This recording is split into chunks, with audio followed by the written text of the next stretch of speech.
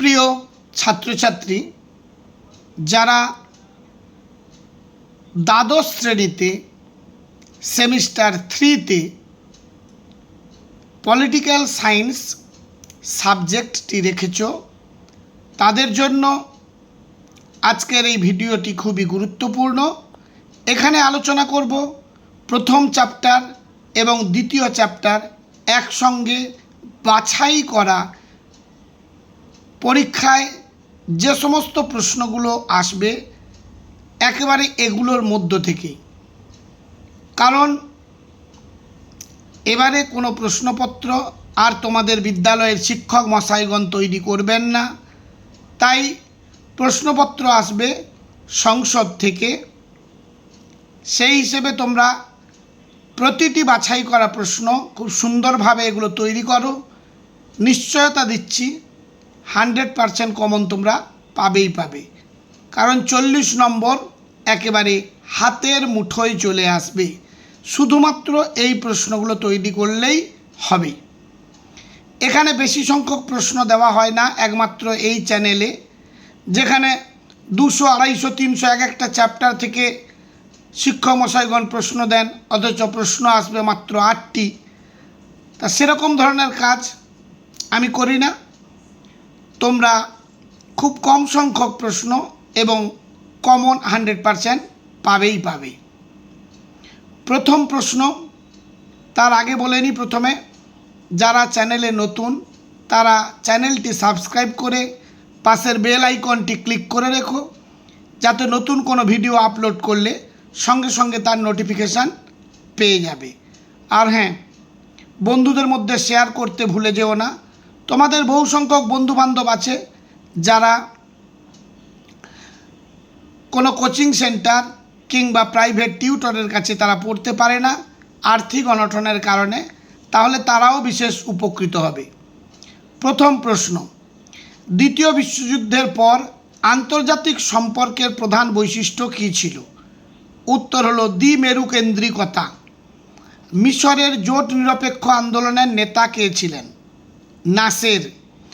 জোট নিরপেক্ষ আন্দোলনের শুরু হয়েছিল কতজন সদস্য সংখ্যা নিয়ে? 25 জন। 1983 খ্রিস্টাব্দে জোট নিরপেক্ষ শীর্ষ সম্মেলন অনুষ্ঠিত হয়েছিল কোথায়? দিল্লি। শীতল যুদ্ধ, যাকে আমরা কোল্ড ওয়ার বলে জানি বা ঠান্ডা যুদ্ধ, সেই ঠান্ডা যুদ্ধের সময় প্রধান দুটি পরাশক্তি কারা ছিল? একদিকে ছিল মার্কিন যুক্তরাষ্ট্র, অন্যদিকে সোভিয়েত ইউনিয়ন। শীতল যুদ্ধের প্রত্যক্ষ ফল কী ছিল? উত্তর হলো জাতিসংঘের প্রতিষ্ঠা।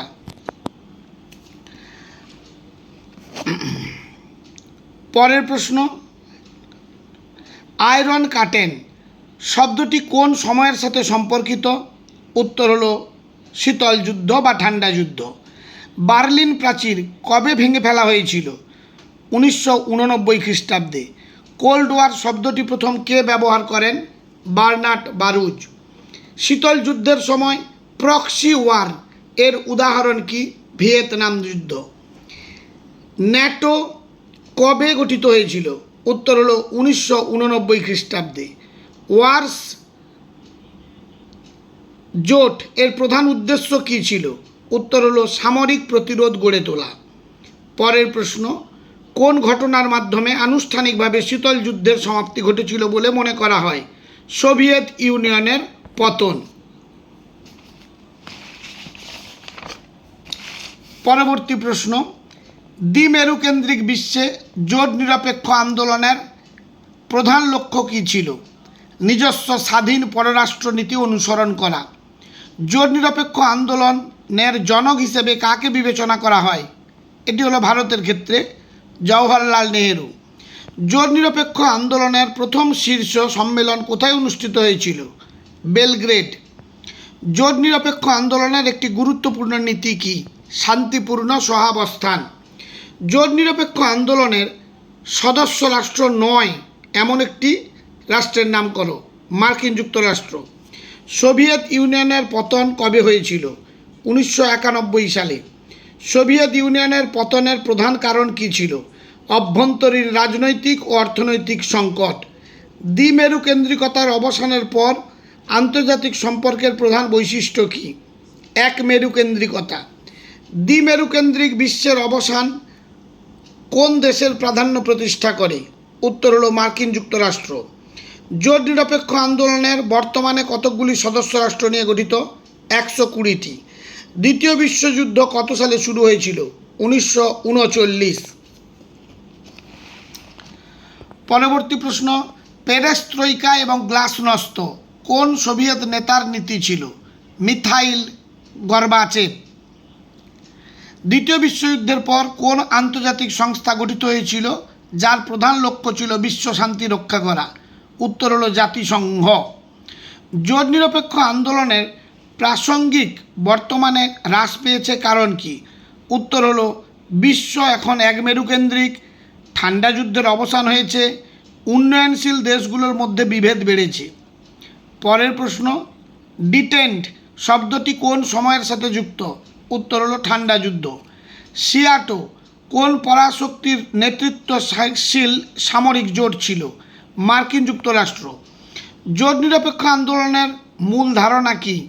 সামরিক জোট থেকে দূরে থাকা এবং স্বাধীন রাষ্ট্রনীতি অনুসরণ করা। কোন বছর আন্তর্জাতিক রাজনীতিতে বিপ্লবের বছর হিসেবে ধরা হয়? যখন পূর্ব ইউরোপে কমিউনিস্ট শাসনের পতন শুরু হয়। উত্তর হলো 1989 খ্রিস্টাব্দ। দ্বিমেরুকেন্দ্রিক বিশ্ব ক্ষমতার ভারসাম্য রক্ষার প্রধান উপায় কী ছিল? উত্তর হলো সামরিক জোট গঠন ও প্রতিযোগিতা। জোট নিরপেক্ষ আন্দোলনের ভবিষ্যৎ কী?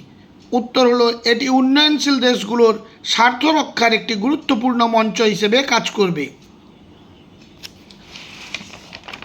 পরের প্রশ্ন, বার্লিন অবরোধ কোন দেশ করে? Soviet union. বার্লিন অবরোধ কোন দেশ করে এবং কত সালে? সোভিয়েত ইউনিয়ন 1889 সালে। প্রথম বিশ্বযুদ্ধ শুরু হয়েছিল কবে?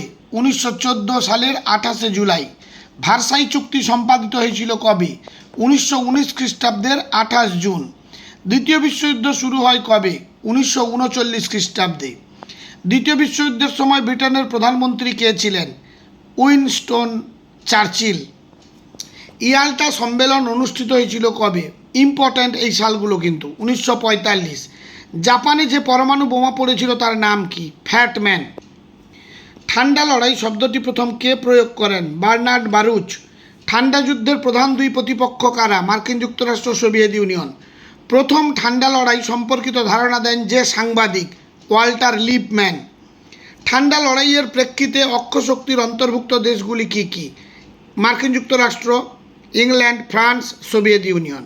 ঠান্ডা যুদ্ধের সাথে জড়িয়ে থাকা বক্তৃতাটি কি? ফাল্টন বক্তৃতা।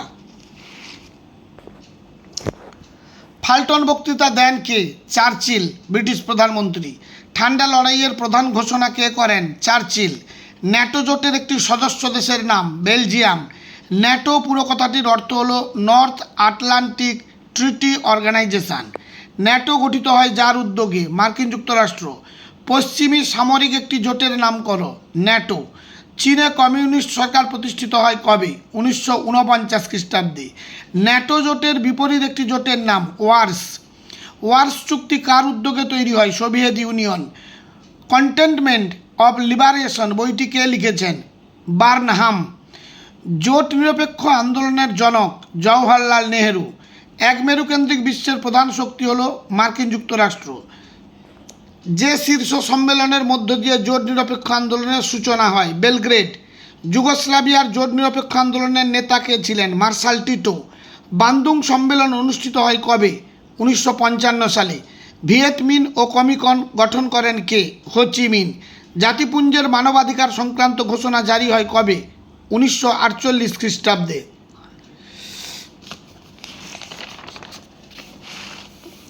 যে ঘটনার মধ্য দিয়ে ঠান্ডা লড়াইয়ের অবসান হয়? সোভিয়েত ইউনিয়নের পতন। ইন্টারন্যাশনাল রিলেশন বইটি কে লেখেন? বার্টন। পলিটিক্স অ্যামং নেশনস বইটি কার লেখা? ফ্রাঙ্কেল। মিশরের জোট নিরপেক্ষ আন্দোলনের নেতাকে? নাসের। পুরো নাম হচ্ছে গামাল আবেদেল নাসের। মিউনিক চুক্তি কোন বছর স্বাক্ষরিত হয়? 1938 খ্রিস্টাব্দে। বার্লিন অবরোধ কোন বছর হয়? 1948 খ্রিস্টাব্দে।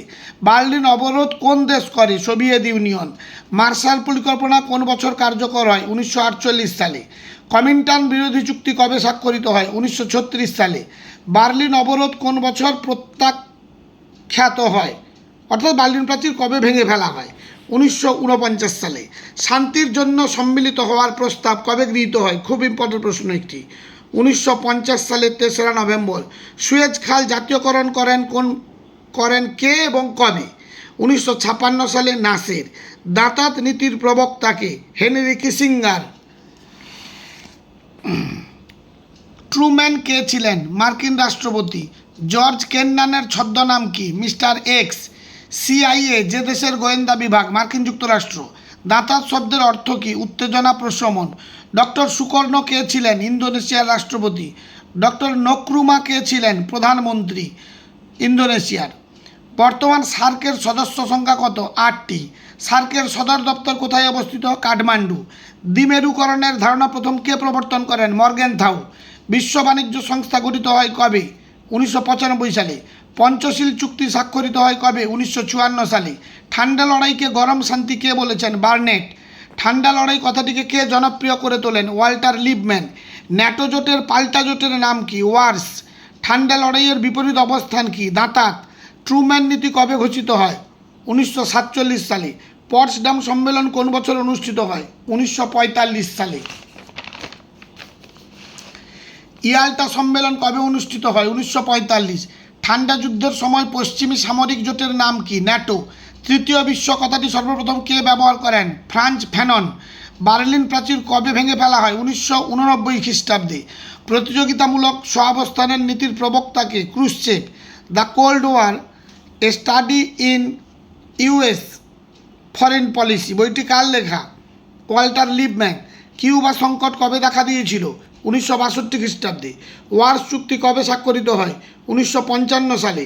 ন্যাটো কবে গড়ে ওঠে? 1949 খ্রিস্টাব্দে। বার্লিন অবরোধ কবে হয়? 1948 খ্রিস্টাব্দে। তৃতীয় বিশ্ব বলতে কী বোঝো?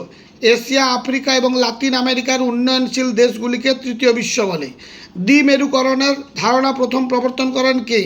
টয়েনবি। কমিকন গঠন করেছিল কোন দেশ? Soviet union. ঠান্ডা লড়াইয়ের অবসান ঘটে কবে? 1991 সালে। প্রক্সি যুদ্ধ কৌশলটি ব্যবহৃত হয়েছিল কোন যুদ্ধে? ঠান্ডা লড়াইয়ে। বেলগ্রেড সম্মেলন কবে অনুষ্ঠিত হয়? 1961। জোট নিরপেক্ষ মতাদর্শ কোন ভারতীয় রাষ্ট্রনেতার মস্তিষ্ক প্রসূত? জওহরলাল নেহেরু। কমিন ফর্ম গঠিত হয় কবে? 1949। সল্ট ওয়ান স্বাক্ষরিত হয়েছিল কবে? 1972 সালে। দাঁতাত একটি শব্দ, এর প্রবক্তা কে? দাঁতাত হলো ফরাসি শব্দ।